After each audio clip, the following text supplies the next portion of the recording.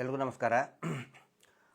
Voice clear ಇದ್ದರೆ ದಯವಿಟ್ಟು ಒಂದು ನೋಟ್ ಹಾಕಿಬಿಡಿ. ಯಾಕಂತ ಹೇಳಿದರೆ ಪ್ರತಿ ಸಾರಿ ನಾನು ಲೈವ್ ಮಾಡಬೇಕಾದ್ರೆ ವಾಯ್ಸದ್ದೇ ಒಂದು ಸಮಸ್ಯೆ ಆಗ್ತಾಯಿದೆ. ಕ್ಲಿಯರ್ ಇದ್ದರೆ ದಯವಿಟ್ಟು ಹೇಳಿಬಿಡಿ. ಸರಿ ಇದೆಯಲ್ಲ? Okay, let us start. ಮೊದಲನೇದಾಗಿ ನಿನ್ನೆ ಬಹಳ ಆಘಾತಕಾರಿ ಬೆಳವಣಿಗೆ ನಡೆದಿದೆ ಅಂತ ಹೇಳಿ ಇವತ್ತು ಬೆಳಗ್ಗೆ ಒಂದು ಪತ್ರಿಕೆಯಲ್ಲಿ ನಾನು ನೋಡಿದೆ. SITಯ ಒಳಗಡೆನೆ ಭೀಮನಿಗೆ ಹೆದರಿಕೆ ಆಗುವಂತಹ ಪ್ರಯತ್ನ ನಡೆದಿದೆ. ಇದು ನಿಜಕ್ಕೂ ಕೂಡ ನಮ್ಮೆಲ್ಲರಿಗೂ ಕೂಡ ಬಿಗ್ ಶಾಕಿಂಗ್ ಇದು. ಅದಕ್ಕಿಂತ ಮುಂಚೆ ಈ ಒಂದು ಗ್ಯಾಗ್ ಆರ್ಡರ್ ತಗೊಂಡು ಬಂದಿದ್ದರು. ಹರ್ಷೇಂದ್ರ ಕುಮಾರ್ ಜೈನ್ ಅನ್ನುವಂತಹ ಧರ್ಮಸ್ಥಳ ದೇವಸ್ಥಾನದ ಧರ್ಮಾಧಿಕಾರಿ, ನಕಲಿ ದೇವಮಾನವನ ತಮ್ಮ, ಮುಖ್ಯ ಅಧಿಕಾರಿಯಂತೆ ಹೆಸರಿಟ್ಕೊಂಡಾನೆ. ಆ ವ್ಯಕ್ತಿ ಹತ್ತತ್ರ 339 ಯೂಟ್ಯೂಬ್ ಚಾನಲ್ಗಳು, ಮಾಧ್ಯಮಗಳು, ಪತ್ರಿಕೆಗಳು, ಹೋರಾಟಗಾರರ ಮೇಲೆ ಮಹೇಶ್ ಶೆಟ್ಟಿ ತಿಮರೋಡಿಯವರು, ನಾವು, ಸಮೀರ್ MD, ಜಯಂತ್ ಟಿ, ಇನ್ನೂ ಅನೇಕ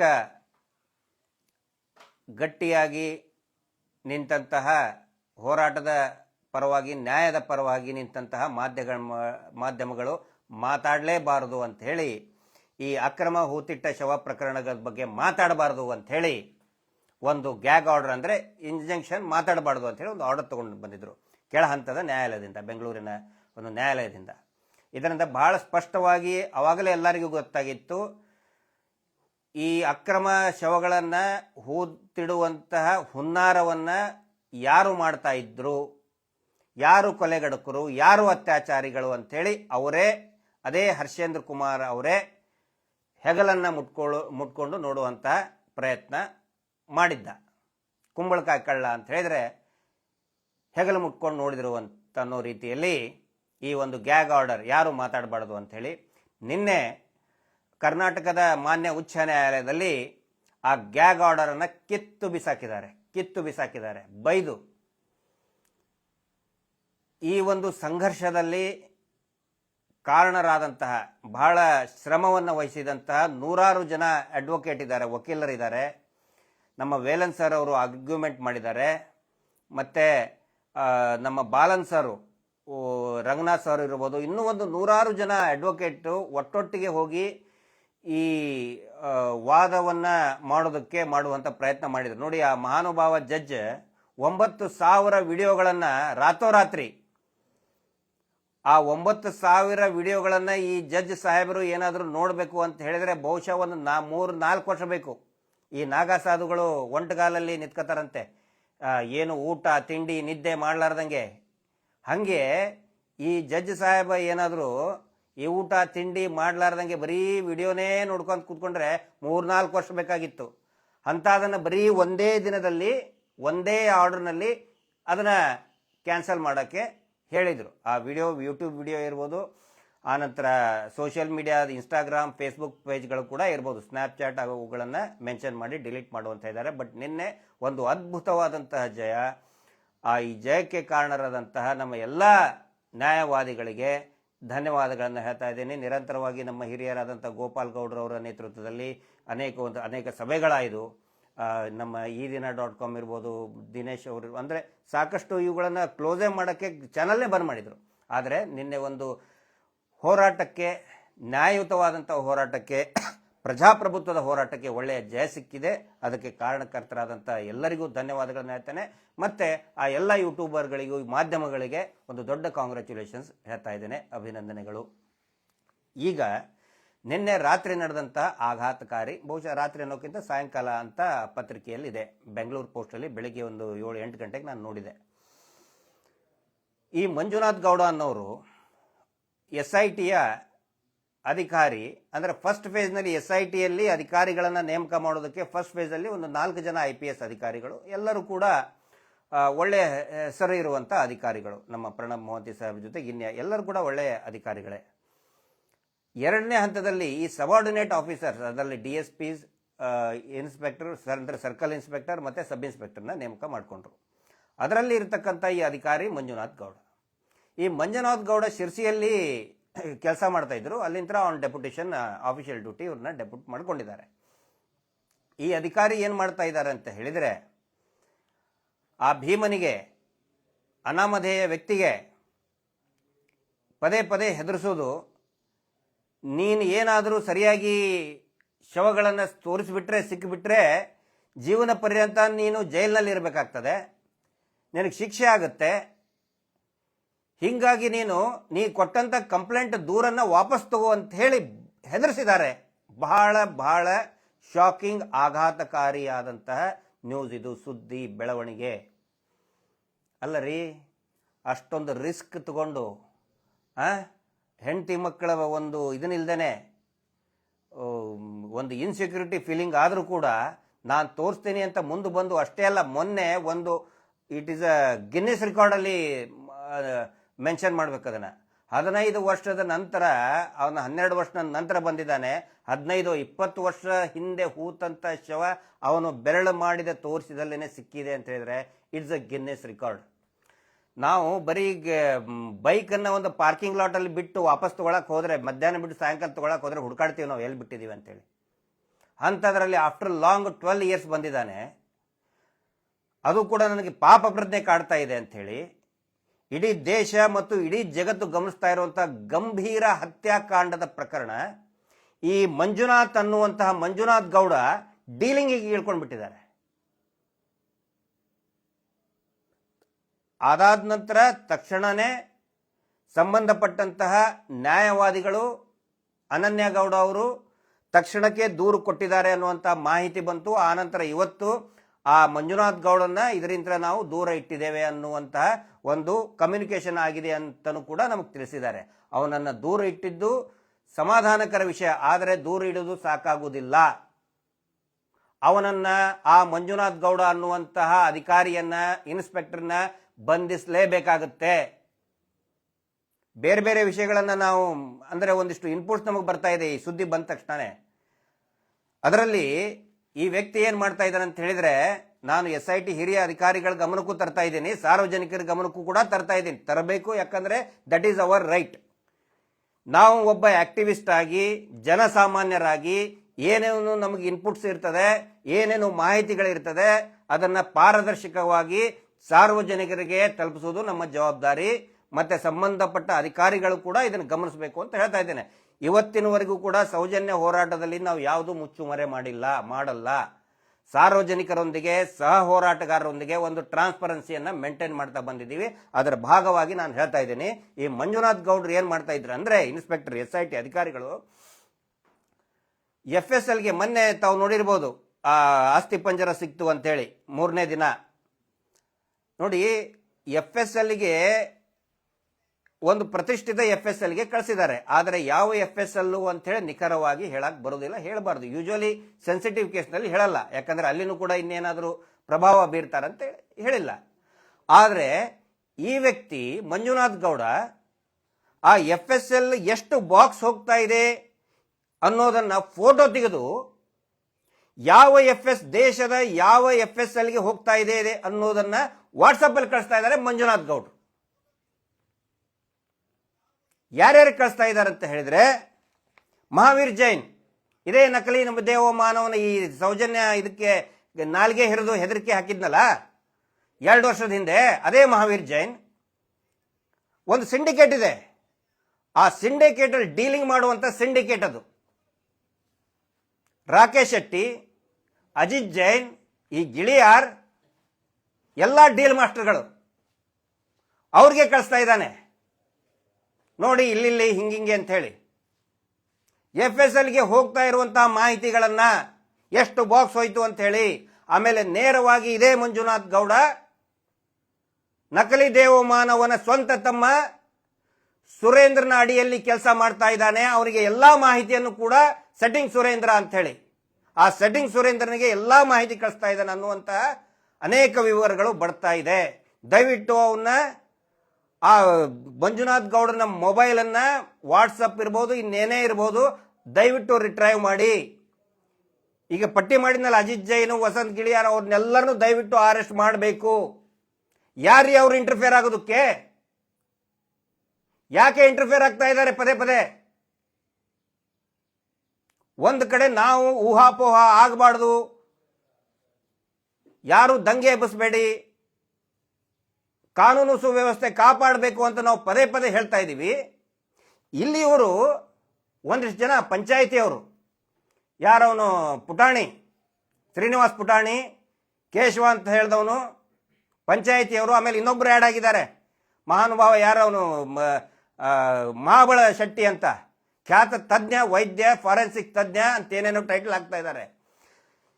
ಇದೇ ಸೌಜನ್ಯ ಪ್ರಕರಣದಲ್ಲಿ 12ನೇ ತಾರೀಕಿಗೆ, ಅಕ್ಟೋಬರ್ 11ನೇ ತಾರೀಕಿಗೆ, ಯಾವಾಗ ಸಂತೋಷ್ ರಾವ್ ಅನ್ನ ಈ ಅತ್ಯಾಚಾರಿಗಳು ಹಿಡ್ಕೊಂಡು ಬಂದು ಬಾಹುಬಲಿ ಬಟ್ಟದಿಂದ ಹಿಡ್ಕೊಂಡು ತಗೊಂಡು ಬರ್ತಾರೆ, ಆವಾಗ ಅದರ ಮರುದಿನ 12ನೇ ತಾರೀಕಿಗೆ ಬೆಳಿಗ್ಗೆ ಸರ್ಕಾರಿ ವೈದ್ಯಾಧಿಕಾರಿಯಾದಂಥ ಶ್ರೀ ಆಡಮ್ ಅವರು, ಡಾಕ್ಟರ್ ಆಡಮ್ ಅವರು ಒಂದು ರಿಪೋರ್ಟ್ ಕೊಡ್ತಾರೆ.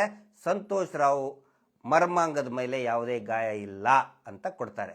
ಸಾಯಂಕಾಲ ಮತ್ತೆ private KS Hegde medical institute private ಇನ್ಸ್ಟಿಟ್ಯೂಟ್ಗೆ ಕರ್ಕೊಂಡು ಹೋಗ್ತಾರೆ. ಯಾಕೆ ಕರ್ಕೊಂಡು ಹೋದ್ರು ಗೊತ್ತಿಲ್ಲ, ಅವಶ್ಯಕತೆ ಇದ್ದಿದ್ದಿಲ್ಲ. ಅಲ್ಲಿರ್ತಕ್ಕಂಥ ಇದೇ ಮಹಾಬಳ ಶೆಟ್ರು ಅವನ ಮರ್ಮಾಂಗದ ಮೇಲೆ ಗಾಯ ಇದೆ ಅಂತ ಕೊಡ್ತಾರೆ. ಸಂಪೂರ್ಣ ತಪ್ಪು ವರದಿಯನ್ನ ಹೇಳ್ತಾ ಇದಾರಲ್ಲ, ನಾವು ಕಣ್ಣು ಮುಚ್ಕೊಂಡು ಹೇಳ್ಬಿಡ್ತೀವಿ, ಅದು ಮೂಳೆ ಗಂಡಿಂದ ಹೆಣ್ಣಿಂದ ಅಂತೇಳಿ ಇವ್ರು ಕಣ್ಣು ಮುಚ್ಕೊಂಡು ಹೇಳಿದ್ದಕ್ಕೆ ಸೌಜನ್ಯ ಪ್ರಕರಣವನ್ನ ಹಾಳಾಗಿ ಹೋಯ್ತು. ಈಗ ಮತ್ತೆ ಇದೇ ಮಹಾಬಳ ಶೆಟ್ಟರ್ ಹೇಳ್ತಾ ಇದ್ದಾರೆ, ನಾನೇ 20-30 ಏನೋ ಪೋಸ್ಟ್ ಮಾರ್ಟಮ್ ಮಾಡಿಬಿಟ್ಟಿದ್ದೀನಿ ಅಂತ ಹೇಳ್ತಾರೆ. ಅಲ್ಲಿ ಬಂದು ಸ್ಥಳಕ್ಕೆ ಬಂದು, ಅಂದ್ರೆ ಈ ಮಸಾಜಿಗೆ ಬರ್ತಾರಲ್ಲ, ಕರದಲ್ಲಿ ಬರ್ತಾರಲ್ಲ, ಹಂಗೆ ಅಲ್ಲಿ ಬಂದು ನೇತ್ರಾವತಿ ಕಾಡಲ್ಲಿ ಬಂದು, ಆ ಕಾಡಲ್ಲಿ ಹೋಗಕ್ಕೆ ಆಗೋದಲ್ಲ ರೀ. ನೋಡಿದ್ರಲ್ಲ TV ಚಾನಲ್ ಅಲ್ಲಿ ಎಲ್ಲರೂ ನೋಡಿದ್ದಾರೆ ಹೆಂಗ್ ಹೋಗ್ತಾ ಇದಾರೆ, ಹೋಗೋದು ಎಷ್ಟು ಕಷ್ಟ ಇದೆ. ಅಲ್ಲಿ ಹೋಗಿ ಇವರೇ ಪೋಸ್ಟ್ ಮಾರ್ಟಮ್ ಮಾಡೋದಲ್ಲ, ಇವರೇ ಹೂತ್ ಹಾಕಿದ್ರಂತೆ. ಡಾಕ್ಟರ್ ಯಾವಾಗ ಹೂತ್ ಹಾಕೋದು ಕಲಿಸಿದ್ರಿ? ನೀವು MBBS ಮಾಡಿದ್ದೇನು ಕ್ಷಣ ನೆಲ ಆಗ್ಯಾದ ಕಲಿಸಿದಾರ ನಿಮ್ಮ MBBS ಇದ್ದಾಗ? ನಾನೇ ಹೂತ್ ಹಾಕಿದ್ದಿದೆ. ಹೌದು, ಡಾಕ್ಟ್ರು ತೀರಾ ಕೊಳತು ಹೋದಂಥ ಪ್ರದೇಶದಲ್ಲಿ ಬರ್ತಾರೆ, ಅದನ್ನೇನು ಪೋಸ್ಟ್ ಮಾರ್ಟಮ್ ಮಾಡೋ ಕಂಡೀಷನ್ ಇರಲ್ಲ. ಕೊಳತಿದ್ದು ಯೂಶುವಲಿ ಕಂಪೌಂಡರ್ಗಳನ್ನು, ಅಸಿಸ್ಟೆಂಟ್ಗಳನ್ನ ಕಳಿಸಿದ್ದಾರೆ, ನಾವು ನೋಡಿದ್ದೀವಿ, ನಾವು ಮಾಡಿಸಿದ್ದೀವಿ ಹಾಗೆ.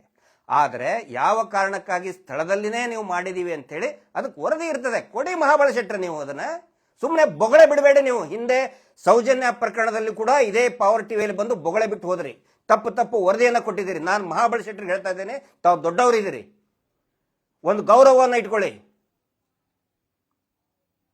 ಇವ್ರು ಹೇಳ್ತಾರೆ ಚಿನ್ನ ಇತ್ತಿತ್ತು ಬಾಡಿ ಮೇಲೆ, ಪಂಚಾಯತಿಯವ್ರು ಹೇಳ್ತಾರೆ ಹಂಗಿದ್ರೆ ಬಾಡಿ ಮೇಲೆ ಚಿನ್ನ ಇಟ್ಕೊಂಡೇ ಪೋಸ್ಟ್ ಮಾರ್ಟಮ್ ಮಾಡ್ತಿದ್ರ ಸ್ಥಳದಲ್ಲಿ. ಮಹಾಬಳ ಶೆಟ್ಟರು ಉತ್ತರ ಕೊಡ್ಬೇಕಲ್ಲ. ನೀವು 20-30 ನಾನೇ ಹೂತ್ ಹಾಕಿದ್ದೀನಿ ಅಂತ ಹೇಳಿದ್ರೆ ವರದಿ ಕೊಡಿ, ಅದ್ರದ್ದು ಫೋಟೋ ಕೊಡಿ. ರಿಸರ್ವ್ ಫಾರೆಸ್ಟ್ ಅಲ್ಲಿ ಹೂತ್ ಹಾಕುವಂತ ರೈಟ್ಸ್ ಯಾವ್ದಿದೆ ಅದಕ್ಕೆ ವರದಿ ಕೊಡಿ. ದಯವಿಟ್ಟು ಈ ಮಹಾಬಳ ಶೆಟ್ಟಿ ಮತ್ತು ಪಂಚಾಯತಿದವ್ರನ್ನ ಅರೆಸ್ಟ್ ಮಾಡಬೇಕು.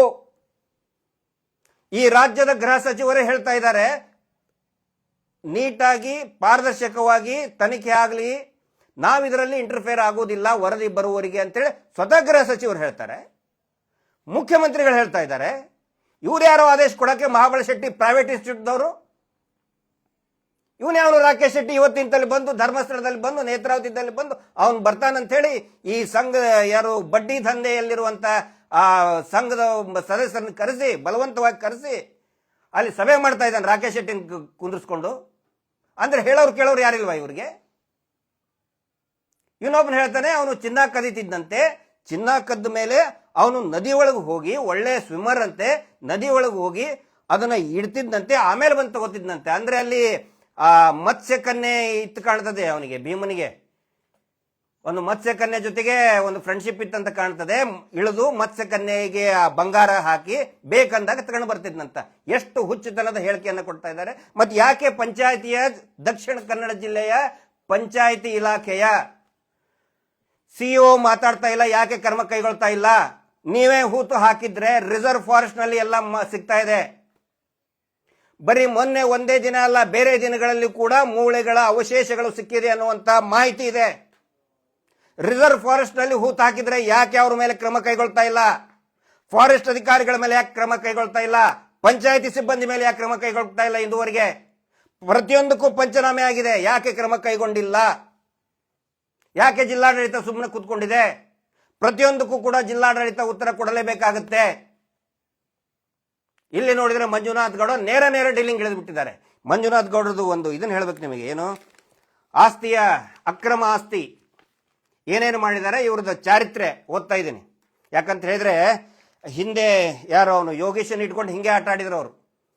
ಇವ್ರು ಏನು ಮಾಡ್ತಾನೆ, ನಕಲಿ ದೇವಮಾನವನ ಗ್ಯಾಂಗ್ ಇದೆಯಲ್ಲ, ಪೊಲೀಸರನ್ನ ಮುಂದಿಟ್ಕೊಂಡೇ ಪ್ರಕರಣ ಹಾಳು ಮಾಡ್ತಾರೆ. ಹಿಂದೆ ಯೋಗೇಶನ್ ಇಟ್ಕೊಂಡ್ರು, ಭಾಸ್ಕರ್ ರಾಯ್ನ ಇಟ್ಕೊಂಡ್ರು, ಈ ಮಂಜುನಾಥ್ ಗೌಡನ ಮತ್ತೆ ಇನ್ನೊಬ್ಬ ಸತೀಶ್ ನಾಯಕ್ ಅಂತೇಳಿ. ಹೊನ್ನಾವರದಲ್ಲಿ ತಾಜ್ ಬಿಲ್ಡಿಂಗ್ 3 ತಿಂಗಳ ಹಿಂದೆ ಖರೀದಿ ಮಾಡಿದ್ದಾರೆ ಹೊನ್ನಾವರದಲ್ಲಿ. ಅರ್ಜುನ್ ಇನ್ ಹೊನ್ನಾವರದಲ್ಲಿ, ಅರ್ಜುನ್ ಅಂತ ಹೇಳಿದ್ರೆ ಸತೀಶ್ ನಾಯಕನ ಮಗ. ಯಾರು ಸತೀಶ್ ನಾಯಕ್ ಅದು ಹೇಳ್ತೇನೆ ನಿಮಗೆ. ಕಂಫರ್ಟ್ ಇನ್ ಸತೀಶ್ ನಾಯಕ್ ಬೇನಾಮಿ ಆಸ್ತಿ, ಅದು ಕೂಡ ಯಾರ್ದು, ಈ ಸತೀಶ್ ನಾಯಕ ಹೆಂಡತಿ ಗಾಯತ್ರಿ ನಾಯಕ್ ಹೆಸರಲ್ಲಿದೆ. ಆನಂತರ 2-3 ಹೈ ಎಂಡೆಡ್ ಕಾರ್ ಇದೆ, ವೆಹಿಕಲ್ ಇದೆ. ಹಳ್ಳಂಕಿ ಗ್ರಾಮ ಹೊನ್ನಾವರದಲ್ಲಿ ಬಹಳ ದೊಡ್ಡದಾದಂಥ ತೋಟ ಇದೆ, ಅದು ಈ ಮಂಜುನಾಥ್ ಗೌಡನ ಅಕ್ರಮ ಆಸ್ತಿ ಇರ್ತದೆ. ಎಲ್ಲವೂ ಕೂಡ ಸತೀಶ್ ನಾಯಕ್ ಅವರ ಹೆಂಡತಿ ಹೆಸರಿನಲ್ಲೇ, ಮಗನ ಹೆಸರಲ್ಲೇ ಮಾಡಿದ್ದಾರೆ. ಮಂಜುನಾಥ್ ಗೌಡ ಭಟ್ಕಳದಲ್ಲಿದ್ದಾಗ ಅಕ್ರಮವಾಗಿ ಗೋ ಏನು ಸಾಗಿಸ್ತಾರಲ್ಲ ಅವ್ರ ಜೊತೆಗೆ ಶಾಮೀಲಾಗಿರೋದಕ್ಕೆ ಅವರನ್ನು ಸಸ್ಪೆಂಡ್ ಮಾಡಲಾಗಿತ್ತು ಭಟ್ಕಳದಲ್ಲಿ. ಸುಧೀರ್ ರೆಡ್ಡಿ ಸಾಹೇಬ್ರು ಕೇಳಿ ಹೇಳ್ತಾರೆ. ಕಾರವಾರದ SP ಸಾಹೇಬರು ಈ ವ್ಯಕ್ತಿ ಇಲಾಖೆಯಲ್ಲಿ ಇರೋದಕ್ಕೆ ಯೋಗ್ಯ ಇಲ್ಲ, ಇಲಾಖೆಯಿಂದ ಈ ಮಂಜುನಾಥ್ ಗೌಡನ ರಿಮೂವ್ ಮಾಡಬೇಕು ಅಂತ ವರದಿ ಕೊಟ್ಟಿದ್ದಾರೆ ಕಾರವಾರದ SP ಸಾಹೇಬರು. ಮಂಜುನಾಥ್ ಗೌಡನ ಮೇಲೆ 10ರಿಂದ 15 ಡಿಪಾರ್ಟ್ಮೆಂಟಲ್, ಬೇರೆ ಬೇರೆ ಡಿಪಾರ್ಟ್ಮೆಂಟಲ್ ಎನ್ಕ್ವೈರಿ ಇದೆ, DE ಇದೆ. ಅಂತವನು ಹೇಗೆ ESITಯಲ್ಲಿ ಒಳನುಗ್ಗಿದ? ಅವನಿಷ್ಟೇ ಅಲ್ಲ, ಅವನ ಜೊತೆಗೆ ಸತೀಶ್ ನಾಯಕ್, ನಾನು ಹೇಳಿದ್ನಲ್ಲ ಸತೀಶ್ ನಾಯಕ್ ಹೆಸರಲ್ಲಿ, ಅಂದರೆ ಅವರ ಶ್ರೀಮತಿ ಗಾಯತ್ರಿ ಅವರ ಹೆಸರಿನಲ್ಲಿ ಅಕ್ರಮ ಆಸ್ತಿ ಇದೆ. ಯಾರಿ ಸತೀಶ್ ನಾಯಕ್? ಸತೀಶ್ ನಾಯಕ್ ಹೆಡ್ ಕಾನ್ಸ್ಟೇಬಲ್, ಉತ್ತರ ಕನ್ನಡದ ಮೂಲದವನು, ಹೊನ್ನಾವರದವನು. ಅವನು ಕೂಡ ಇದೇ SITಯಲ್ಲಿ ಏನು ಎಡಿಷನಲಿ 9 ಜನರನ್ನ ಸೇರ್ಪಡೆ ಮಾಡಿಕೊಂಡ್ರು, ಅದರಲ್ಲಿ ಇದೇ ಸತೀಶ್ ನಾಯಕ್. ಅಕ್ರಮ ಆಸ್ತಿಯಲ್ಲಿ ಮಂಜುನಾಥನ ಗೌಡನ ಜೊತೆಗೆ ಪಾರ್ಟ್ನರ್ ಇದ್ದಂಥ ಸತೀಶ್ ನಾಯಕ್ ಹೆಡ್ ಕಾನ್ಸ್ಟೇಬಲ್, ಮಂಜುನಾಥ್ ಗೌಡ, ಇಬ್ಬರು ಒಟ್ಟೊಟ್ಟಿಗೆ SITಯಲ್ಲಿ ಹೇಗೆ ನುಸುಳಿದ್ರು, ಯಾರು ಅವರನ್ನು ನುಸುಳೋದಕ್ಕೆ ಬಿಟ್ಟರು, ಯಾರ ಶಿಫಾರಸಿನ ಮೇಲೆ ಬಿಟ್ಟರು, ತನಿಖೆ ಆಗಬೇಕು. ಮಂಜುನಾಥ್ ಗೌಡ, ಸತೀಶ್ ನಾಯಕ್ ಇಬ್ಬರನ್ನು ಅರೆಸ್ಟ್ ಮಾಡಿ ಎನ್ಕ್ವೈರಿ ಮಾಡಿದರೆ ಇಡೀ ತನಿಖೆಯನ್ನ ಹಾಳು ಮಾಡ್ತಾ ಇರುವಂತಹ ಆ ಪ್ರಭಾವಿ ಶಕ್ತಿಗಳು ಖಂಡಿತ ಜನರ ಮುಂದೆ ಬಂದೇ ಬರ್ತಾರೆ. ಇಲ್ಲ ತಂದ್ರೆ ಇಷ್ಟೊಂದು ಯಾಕೆ ಕಸರ ಮಾಡ್ತಾ ಇದ್ದಾರೆ? ಕಳೆದ ಒಂದು 3-4 ದಿನ ಭೀಮನಿಗೆ ಹೆದರಿಸಿದ್ದು, ಅಲ್ಲಿ ಸಿಗ್ಲಿಲ್ಲ, ಇಲ್ಲಿ ಸಿಗ್ಲಿಲ್ಲ. ಹೇಳ್ತಾನಂತೆ ಏನಾದರೂ ಸಿಕ್ಕರೆ ಜೀವನ ಪರ್ಯಂತ ನೀ ಜೈಲಿನಲ್ಲಿ ಇರ್ತೀಯ ಅಂತ ಹೆದರ್ಸ್ತಾರೆ. ಇದು ಗೊತ್ತಿರಲಿ ಸಾರ್ವಜನಿಕರ ಗಮನಕ್ಕೆ. ನಾವಿಲ್ಲಿ ಇಡೀ SIT ಮೇಲೆ ಬೆರಳು ಮಾಡಿ ತೋರಿಸ್ತಾ ಇಲ್ಲ. ಇವತ್ತಿಗೂ ಈ ಕ್ಷಣದವರೆಗೂ ಕೂಡ SITಯ ಹಿರಿಯ ಅಧಿಕಾರಿಗಳ ಬಗ್ಗೆ ಗೌರವ ಇದೆ, IPS ಅಧಿಕಾರಿಗಳ ಬಗ್ಗೆ ಗೌರವ ಇದೆ, ಅಲ್ಲಿರ್ತಕ್ಕಂಥ ಇನ್ನೂ ಒಂದು ಟೀಮ್ ಏನಿದೆ ಗೌರವ ಇದೆ. ಆದರೆ ದಯವಿಟ್ಟು ಇಂಥ ಹುಳುಗಳನ್ನ, ಇಂಥ ಕಸಗಳನ್ನ ಬೆಳೆಯೋದಕ್ಕೆ ಬಿಡಬಾರದು ಅಂತೇಳಿ ತಕ್ಷಣನೇ ನಾವು ಜಾಗೃತ ಮಾಡ್ತಾ ಇದ್ದೀವಿ. ಸೋಷಿಯಲ್ ಆಕ್ಟಿವಿಸ್ಟ್ ನಾವು ದಯವಿಟ್ಟು ನಮ್ಮಿಂತ್ರನ ಇನ್ಪುಟ್ಸ್ ತಗೊಳ್ಳಿ. ಕ್ರಿಮಿನಲ್ಗಳಲ್ಲ, ಏನಾದರೂ ತಪ್ಪು ಮಾಡಿದ್ರೆ ಎನ್ಕ್ವೈರಿ ಮಾಡಿ, ಖಂಡಿತ ತಯಾರಾಗಿದ್ದೀವಿ ನಾವು. ಹೆದರ್ಕೊಂಡು ಓಡ್ ಹೋಗ್ತಾ ಇಲ್ಲ. ಪ್ರತಿಯೊಂದನ್ನು ಕೂಡ ಜಾಡಿ ಹಿಡಿದು ಫಿಲ್ಟರ್ ಮಾಡಿ. ಆ ಒಂದು ಟೀಮು, ಡೀಲ್ ಮಾಡೋ ಟೀಮು, ಆ ಅಜಿತ್ ಜೈನ್ಗೆ 3 BHK ರೂಮ್ ಕೊಟ್ಟಿದ್ದಾರೆ, ಫ್ಲಾಟ್ ಕೊಟ್ಟಿದ್ದಾರೆ. ಬಾಯಿ ಬಂದಂಗೆ ಮಾತಾಡ್ತಾ ಇದ್ದಾರೆ. ಯಾಕೆ ಮಾತಾಡಕ್ ಬಿಡ್ತಾ ಇದ್ದೀರಿ? ಯಾಕೆ ಮೀಡಿಯಲ್ ಟ್ರಯಲ್ ಆಗ್ತಾ ಇದೆ? ಅಂದ್ರೆ ಬೇರೆಯವರು ಮಾಡಿದ್ರೆ ಅವ್ರಿಗೆ ಗ್ಯಾಗ್ ಆರ್ಡರ್, ಇವ್ರದೇ ಜಡ್ಜು, ಮಾತಾಡಬೇಡಿ. ಇವ್ರಿಗೆ ಧಾರಾಳವಾಗಿ ಮಾತಾಡಕ್ ಬಿಟ್ಟಿದ್ದಾರೆ. ಪೂರ್ತಿಯಾಗಿ ತಪ್ಪಬೇಕು. ಭೀಮ ಕಳ್ಳ ಅಂತೆ, ಸುಳ್ಳಂತೆ, ಕ್ರಿಶ್ಚಿಯನ್ ಅಂತ ಏನಾರು ಇರಲಿ, ಹೆಣ ಅಲ್ಲಿ ಕಾಡಲ್ಲಿ ಹೂತ್ ಹಾಕಿ ಹೇಳದವ್ರು ಯಾರು? ಹೆಣ ಯಾರ್ದು? ಶವ ಯಾರ್ದು? ತೋರಿಸಿದವ್ರು ಯಾರು? ಇಲ್ಲಿಂದ ಅಲ್ಲಿ ಹಾಕು ಅಂತ ಹೇಳಿ ಕೊಂದವ್ರು ಯಾರು? ಅದನ್ನ ಹೇಳಿ. ಅದನ್ನು ಮಾಡೋದು ಬಿಟ್ಟು ಡ್ರಾಮಾ ಆಡ್ತಾ ಇದ್ದೀರಿ ನೀವು. ಪ್ರತಿಯೊಂದನ್ನು ಕೂಡ ತನಿಖೆ ಆಗಬೇಕು. ನಾವು ಯಾರನ್ನು, ನಾನು ಹೇಳ್ತಾ ಇದ್ನಲ್ಲ, ಸೌಜನ್ಯ ಹೋರಾಟ, ಸೌಜನ್ಯ ಬರೀ ಹೆಣ್ಣಲ್ಲ, ಅದೊಂದು ಶಕ್ತಿ. ಜಸ್ಟಿಸ್ ಫಾರ್ ಸೌಜನ್ಯ ಟ್ಯಾಗ್ಲೈನ್ ಏನು? ಯಾರನ್ನೂ ಬಿಡಲ್ಲ. ಸಬ್ ಟೈಟಲ್, ಯಾರನ್ನೂ ಬಿಡಲ್ಲ. ನಾವು ಯಾಕೆ ಇಷ್ಟೊಂದು ಕಿರ್ಚಿ ಹೇಳ್ತಾ ಇದ್ದೀವಿ ಅಂತ ಹೇಳಿದರೆ, ಪದ್ಮಲತಾ ಪ್ರಕರಣದಲ್ಲಿ ದಾರಿ ತಪ್ಪದಂಗೆ, ಆನೆ ಮಾವುತನ ಡಬಲ್ ಮರ್ಡರ್ ಕೇಸಲ್ಲಿ ದಾರಿ ತಪ್ಪದಂಗೆ, ಸೌಜನ್ಯ ಪ್ರಕರಣದಲ್ಲಿ ದಾರಿ ತಪ್ಪಿಸ್ದಂಗೆ, ಪೊಲೀಸ್ ಕಾನ್ಸ್ಟೇಬಲ್ಗಳಿರ್ಬೋದು, ಅಧಿಕಾರಿಗಳಿರ್ಬೋದು, ತನಿಖಾಧಿಕಾರಿಗಳಾದರೂ ಮಣ್ಣು ಎರಚೋದಕ್ಕೆ ಈ ಸಾರಿ ಬರಬಾರ್ದು, ಮಣ್ಣೆರಚುವಂಥ ಪ್ರಯತ್ನ ಮಾಡಬಾರ್ದು. ಅದರ ಸಲುವಾಗಿ ನಮಗೆ ಏನು ಮಾಹಿತಿ ಸಿಗುತ್ತೆ ತಕ್ಷಣವೇ ಸಾರ್ವಜನಿಕರ ಗಮನಕ್ಕೆ ತರ್ತಾ ಇದ್ದೀವಿ. ನಾಳೆ ಯಾಕಂತ ಹೇಳಿದ್ರೆ ನಮಗೆ ಕೇಳಬಾರ್ದು, ಇದು ಗೊತ್ತಿದ್ರೆ ನೀವು ಯಾಕೆ ನಮ್ಮ ಗಮನಕ್ಕೆ ತರಲಿಲ್ಲ, ಸಾರ್ವಜನಿಕವಾಗಿ ಯಾಕೆ ಮಾತಾಡಲಿಲ್ಲ, ನೀವು ಯಾಕೆ ಸುಮ್ಮನೆ ಕೂತ್ಕೊಂಡಿದ್ರಿ. ಈಗ ನನ್ನ ಡಿಪಾರ್ಟ್ಮೆಂಟ್ನಲ್ಲಿರುವಂಥ ನನ್ನ ಹಳೆ ಸ್ನೇಹಿತರು ಹೇಳ್ತಾ ಇದ್ದಾರೆ, ನಿನಗೆ ಗೊತ್ತಾಗ್ತಾ ಇದೆ, ಅಡ್ವೊಕೇಟ್ ಅವ್ರು ಕೆಲಸ ಮಾಡ್ತಾ ಇದ್ದಾರೆ, ನಿನಗೆ ಒಂದು ಲಿಸ್ಟ್ ತಗೊಳಕ್ ಬರ್ತಿತ್ತೋ ಇಲ್ಲೋ, ಟ್ರ್ಯಾಕ್ ರೆಕಾರ್ಡ್ ಯಾಕೆ ತಗೊಳಕ್ ಬರ್ತಾ ಇಲ್ಲ ಅಂತ ನನಗೆ ಕೇಳ್ತಾ ಇದ್ದಾರೆ. ಈ ಮಂಜುನಾಥ್ ಗೌಡಂದು ಎಲ್ಲ ಉದಾಹರಣೆ ಇಟ್ಕೊಂಡು, ನೋಟೆಡ್ ಪಿಂಪ್ ಮಂಜುನಾಥ್ ಗೌಡ ಯಾಕೆ ಅಂತ ಹೇಳಿದ್ರೆ ಉಡುಪಿಯಲ್ಲಿ ಮಣಿಪಾಲದಲ್ಲಿ ಇನ್ಸ್ಪೆಕ್ಟರ್ ಆಗಿದ್ದ, ಈಗ ಖಾಲಿದ್ ಅಂತ ಹೇಳಿ ನೋಟೆಡ್ ಪಿಂಪ್ ಜೊತೆಗೆ ಸಂಪರ್ಕ ಇದೆ. ಇವನು ಏನು ತಾಜ್ ಬಿಲ್ಡಿಂಗು ಇನ್ನು ಏನೇನು ಹೋಟೆಲ್ ಇದೆ ಅಲ್ಲ, ಎಲ್ಲ ಹುಡುಗಿಯರನ್ನ ವೇಶ್ಯಾವಾಟಿಗೆ ದಂಧೆ ಮಾಡೋದ್ರಲ್ಲಿ ವೆರಿ ನೋಟೋರಿಯಸ್ ಇಬ್ರು, ಸತೀಶ್ ನಾಯಕ್ ಅಂಡ್ ಮಂಜುನಾಥ್ ಗೌಡ. ನನಗೆ ಕೇಳ್ತಾ ಇದ್ದಾರೆ, ಜನ ಕೇಳ್ತಾ ಇದ್ದಾರೆ, ಅಂತ ಪಿಂಪ್ ವೇಶ್ಯಾವಾಟಿಕೆಯನ್ನ ಧಾರಾಳವಾಗಿ ಮಾಡ್ತಾ ಇದ್ದಾನೆ ಆ ಇನ್ಸ್ಪೆಕ್ಟರ್, ಅವನು ಹೇಗೆ ಅತ್ಯಾಚಾರ ಪ್ರಕರಣದಲ್ಲಿ ತನಿಖಾಧಿಕಾರಿ ಆಗ್ತಾನೆ ಅನ್ನೋದನ್ನ ಕೇಳ್ತಾ ಇದ್ದಾರೆ ಸಂಬಂಧಪಟ್ಟಂತವ್ರು. ನನಗೂ ಸ್ನೇಹಿತರಿದ್ದಾರೆ, ಹೆಂಗೆ ಅವನ್ನ ಬಿಟ್ಕೊಂಡ್ರಿ, ಅಂತವನಿದ್ರೆ ಹೆಂಗೆ ತನಿಖೆ ಮಾಡೋದಕ್ಕೆ, ಪಾರದರ್ಶಕವಾಗಿ ತನಿಖೆ ಮಾಡೋದಕ್ಕೆ ಹೇಗೆ ಸಾಧ್ಯ ಅಂತ ಕೇಳ್ತಾ ಇದ್ದಾರೆ. ನೋಟೋರಿಯಸ್ ಪಿಂಪ್ ಅವನು ಮಂಜುನಾಥ್ ಗೌಡ, ಹೆಣ್ಣು ಮಕ್ಕಳ ದಂಧೆ ಮಾಡ್ತಾನೆ, ಪಾಪ ಅಮಾಯಕ ಹೆಣ್ಮಕ್ಳ ದಂಧೆ ಮಾಡ್ತಾನೆ. ಖಾಲಿದ್ ಅಂತೇಳಿ ಬೇಕಾದ್ರೆ ಕೇಳಿ, ಉಡುಪಿಯಲ್ಲಿ ಖಾಲಿದ್ ಅಂತ ಹೇಳಿ ಅವನು ದಂಧೆ ಮಾಡುವ, ಅವನ ಜೊತೆಗೆ ಸಿಂಡಿಕೇಟ್ ಮಾಡ್ಕೊಂಡಿದ್ದಾರೆ ಇವರೆಲ್ಲ. ಆ ದಂಧೆ ಮಾಡೋನು ತೋರ್ಸಕ್ಕೆ ಇಷ್ಟೇ ಹಾಕಿ ಒಳಗಡೆ ಮಾಡೋದೆಲ್ಲ ಹುಳುಕ ಕೆಲಸನೇ ಮಾಡೋದು. ಅಂಥವನು ಹೇಗೆ SITಯಲ್ಲಿ ಬಂದ, ಮುಂದೆ ಇರೋರು ಕೂಡ ಇದರಿಂದ ಪಾಠ ಕಲಿಬೇಕಾಗತ್ತೆ. ನಾವು ಸುಮ್ಮನೆ ಕೂತ್ಕೊಳ್ಳಲ್ಲ, ನಮ್ಮನ್ನು ಪರಿಶೀಲನೆ ಮಾಡಿ ಅಂತ ಹೇಳ್ತಾ ಇದೀವಿ ನಾವು. ಸುಮ್ಮನೆ ನಾವು ಇನ್ನೊಬ್ಬರ ಮೇಲೆ ಬರಡ್ ತೋರಿಸ್ತಾ ಇಲ್ಲ, ನಮ್ಮನ್ನು ಪರಿಶೀಲನೆ ಮಾಡಿ. ಸುಮ್ಮನೆ ಸುಳ್ಳು ಏನೇನೋ ಪೋಸ್ಟ್ ಹಾಕ್ತಾರೆ, ಇದುವರೆಗೆ ಒಂದು ಆಕ್ಷನ್ ತಗೊಂಡಿಲ್ಲ, ಒಂದು ನೋಟಿಸ್ ಕಳಿಸಿಲ್ಲ. ಇಷ್ಟು ಟಿವಿ ಚಾನಲ್ ಮೇಲೆ 340 ಟಿವಿ ಚಾನಲ್ ಯೂಟ್ಯೂಬ್ ಮೇಲೆ ಆರ್ಡರ್ ತರ್ತಾರೆ ಇವರು ಪ್ರಭಾವ ಬಳಸಿ. ಅದರ ಸಲುವಾಗಿ ನಾವು ಮಾತಾಡ್ತಾ ಇದ್ದೀವಿ, ದಯವಿಟ್ಟು ಈ ರೀತಿ ಆಗಬಾರ್ದು. ಪ್ರಾರಂಭಿಕ ಹಂತ ತುಂಬಾ ಒಳ್ಳೆ ಕೆಲಸಗಳನ್ನ SIT ಅವರು ಮಾಡ್ತಾ ಇದ್ದಾರೆ. ಮಳೆ ಗಾಳಿ ಅಲ್ಲೆಲ್ಲ ಪೂರ್ತಿ ಹೋಗಿ ಬಹಳ ದಟ್ಟ ಕಾಡಿನೊಳಗೆ ಹೋಗಿ ಆ ಹುಡುಕುವಂತ ಪ್ರಯತ್ನ ಏನಿದೆಯಲ್ಲ, ಅದೇನು ಬಹಳ ಸುಲಭದ ಕೆಲಸ ಅಲ್ಲ. ಆನಂತರ ಹಿರಿಯ ಅಧಿಕಾರಿಗಳ ಮೇಲೆ, ಆ ಅನುಚೇತ್ ಸಾಹೇಬ್ರು ಇರ್ಬೋದು, ಎಲ್ಲ ಹಿರಿಯ ಅಧಿಕಾರಿಗಳ ಮೇಲೆ ಬೆಟ್ಟದಷ್ಟು ನಂಬಿಕೆ ಇಟ್ಟಿದ್ದಾರೆ. ನಾವು ಕೂಡ ನಿಮ್ಮ ಮೇಲೆ ಸಾಹೇಬ್ರೆ ಬೆಟ್ಟದಷ್ಟು ನಂಬಿಕೆ ಇಟ್ಟಿದ್ದೀವಿ. ಕೋಟ್ಯಾಂತರ ಜನರ ಪ್ರಾರ್ಥನೆ ಇದೆ, ಈ ಹೋರಾಟಕ್ಕೆ ನ್ಯಾಯ ಸಿಗಬೇಕು, ಆ ಅತ್ಯಾಚಾರಿ ಕುಟುಂಬದ ಎಲ್ಲರೂ ಕೂಡ ಜೈಲಿಗೆ ಹೋಗಬೇಕು ಅಂತ ಹೇಳಿ ಕೋಟ್ಯಾಂತರ ಜನರ ಪ್ರಾರ್ಥನೆ ಇದೆ. ದಯವಿಟ್ಟು ಹಿರಿಯ ಅಧಿಕಾರಿಗಳು, ಗೃಹ ಸಚಿವರು, ರಾಜಕೀಯದಲ್ಲಿರ್ತಕ್ಕಂಥ ಎಲ್ಲರೂ ಕೂಡ ಗಮನಿಸಬೇಕು, ಅರ್ಥ ಮಾಡ್ಕೋಬೇಕು. ಕೋಟ್ಯಾಂತರ ಜನರ ಪ್ರಾರ್ಥನೆ ಇದೆ, ಬೆಟ್ಟದಷ್ಟು ನಂಬಿಕೆ ಅಧಿಕಾರಿಗಳ ಮೇಲೆ, SIT ಅಧಿಕಾರಿಗಳ ಮೇಲಿದೆ. ದಯವಿಟ್ಟು ಅದನ್ನ ಹುಸಿ ಮಾಡಬೇಡಿ. ಒಂದು ವೇಳೆ ಆ ಪ್ರಯತ್ನಕ್ಕೆ ಕೈ ಹಾಕಿದ್ರೆ ಖಂಡಿತ ಕರೆಯನ್ನ ಕೊಡ್ತೀವಿ, ನೋಡೋಣ ಅದೇನಾಗುತ್ತೆ ಆಗಲಿ. ಬರ್ತಾರೆ ಲಕ್ಷಾಂತರ ಜನ, ಹೋರಾಟ ದೊಡ್ಡ ಮಟ್ಟದಾಗುತ್ತೆ. ಆಗೇನಾದರೂ ಆದರೆ ಈ ರೀತಿ ವ್ಯವಸ್ಥೆಗಳೇ ಕಾರಣ ಅಂತ ಹೇಳ್ತಾ ಈ ಲೈವ್ ಅನ್ನು ಮುಗಿಸ್ತಾ ಇದ್ದೀನಿ. Justice for Soujanya. ನಮಸ್ತೆ.